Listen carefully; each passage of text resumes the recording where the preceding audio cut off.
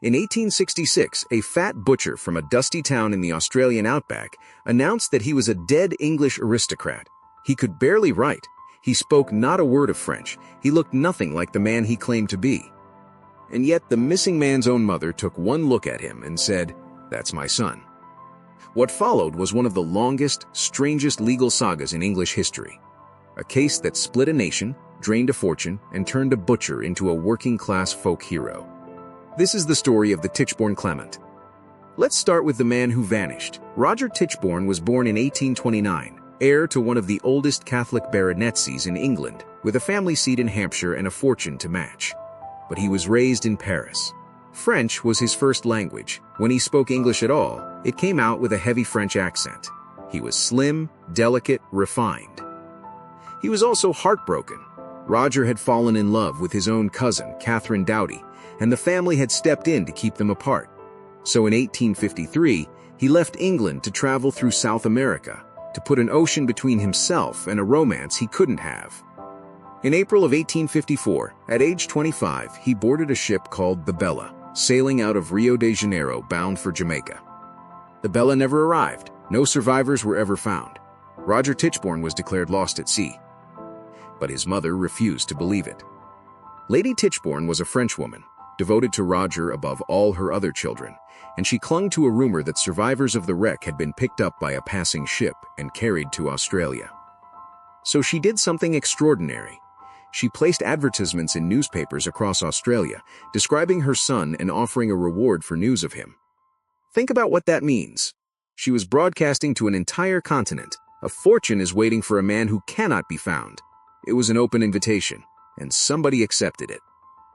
In the town of Wagga Wagga, New South Wales, there lived a butcher who went by the name Thomas Castro. He was in debt. He was coarse, barely literate, and built like a barrel. But in 1866, through a local lawyer who had seen one of the advertisements, word made its way back to Lady Tichborne. Her son was alive, and he was working as a butcher in Australia. Now, here's where the whole thing should have collapsed on day one. Roger Tichborne had been slight and slim. The man from Wagga Wagga weighed around 18 stone, over 250 pounds, and he was still growing. By the time the courts were done with him, he would weigh nearly twice what Roger ever had. Roger's first language was French. This man couldn't speak a word of it. But the claimant, as history would come to call him, had two things going for him: a grieving mother desperate to believe, and an astonishing talent for absorbing information about the man he was pretending to be. On the way to England, he gathered allies. The most important was Andrew Bogle, a former servant of the Tichborne family, a man born into slavery in Jamaica who had served the household for decades before retiring to Australia. Bogle met the claimant and declared him to be Roger. Whether Bogle was genuinely deceived or quietly complicit, historians still debate. Either way, the claimant now had a walking encyclopedia of Tichborne family life at his side. He landed at Tilbury on Christmas Day, 1866. And one of the first things he did in England is, in hindsight, almost comically damning. Before traveling on to meet his supposed mother, he made a quiet trip to Wapping, in the East End of London, where he went around asking after a local butchering family. A family by the name of Orton. Remember that name? A detective certainly did. In January 1867 came the moment of truth.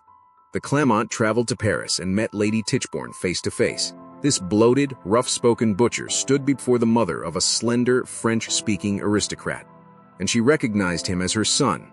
She granted him an allowance of £1,000 a year, a small fortune at the time. With that, the impossible became official. The dead heir was home. The rest of the family was horrified. Lady Tichborne's own brother denounced the claimant the moment he discovered the man spoke no French.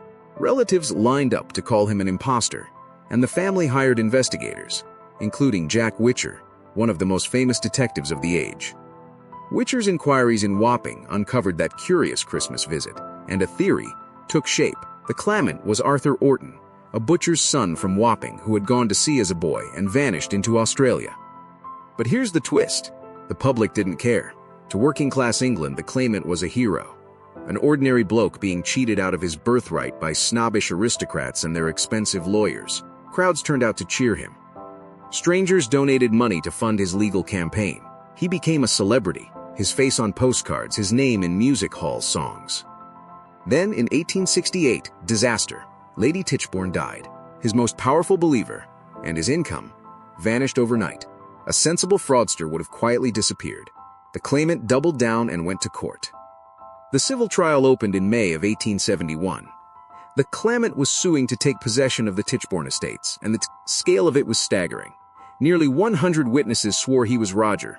Old soldiers, family servants, neighbors, even the family solicitor. For months, it genuinely seemed he might win. Then he overreached. On the stand, he revealed a secret that, he said, only the real Roger could possibly know, that he had seduced his cousin Catherine Doughty, and that a sealed packet Roger left behind before his voyage contained instructions for what to do if she turned out to be pregnant. It was a catastrophe. The packet's keeper testified that it had contained nothing of the kind.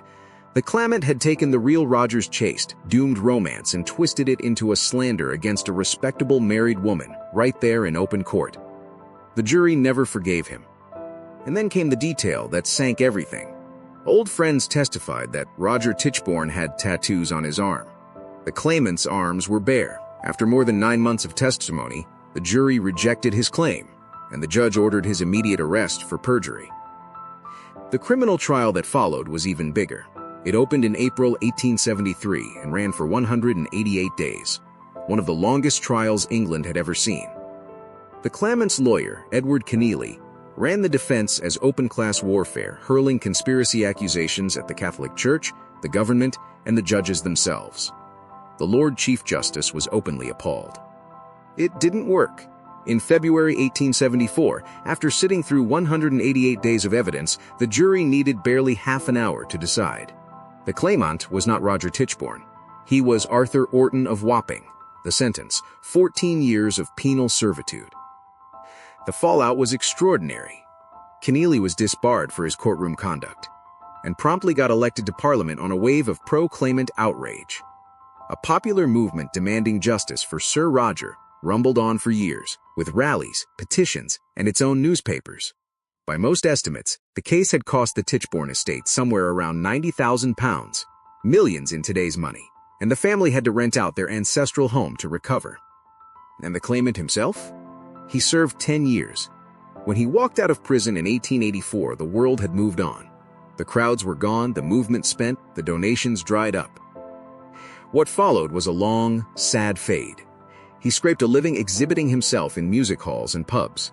A human curiosity, the man who might have been a baronet. In 1895, broke, he sold a full confession to a newspaper, admitting at last that he was Arthur Orton. He used the money to open a small tobacco shop. Then, almost immediately, he retracted the confession and went back to insisting he was Roger Tichborne. He died in poverty on April Fool's Day, 1898, and was buried in a pauper's grave, and in a final twist, the story goes that the Tichborne family allowed the name Sir Roger Tichborne to be inscribed on his coffin, a courtesy to a dead man, or perhaps a flicker of doubt that never quite died. Because that's the strangest part of this whole affair. The evidence against the claimant was overwhelming.